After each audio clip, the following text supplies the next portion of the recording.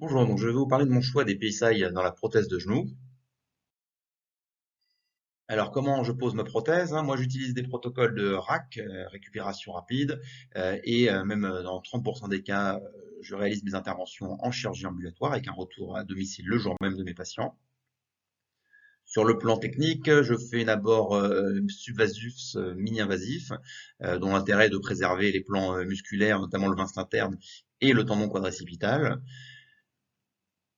Ma prothèse est placée selon un alignement cinématique, c'est-à-dire que je garde la déformation naturelle du patient.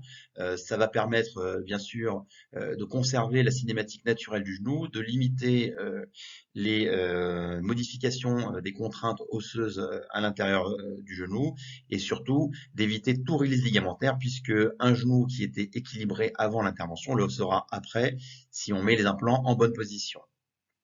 J'utilise également des implants à fonction cinématique qui sont des implants à médial pivot, c'est-à-dire des implants qui vont permettre de restaurer le centre de rotation au centre du plateau tibial interne et de conserver le rollback au niveau du compartiment externe du genou. L'intérêt de tout ça, c'est de restaurer une anatomie naturelle au genou et d'obtenir la meilleure fonction de manière précoce.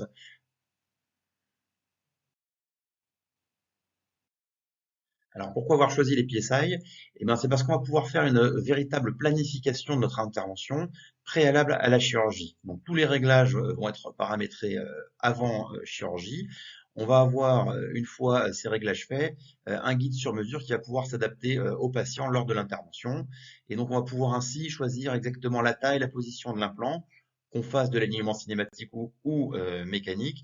Tous les choix sont possibles, tous les réglages sont possibles dans tous les plans de l'espace et on peut faire un vrai resurfaçage du genou quand on le désire.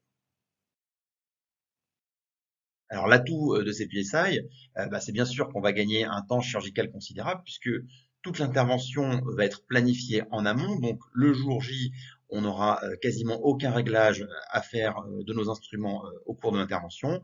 On se laisse guider par les guides planifiés. Bien sûr, ça va être aussi ergonomique puisqu'on aura moins d'ancillaires sur la table, moins de charges pour les penseuses.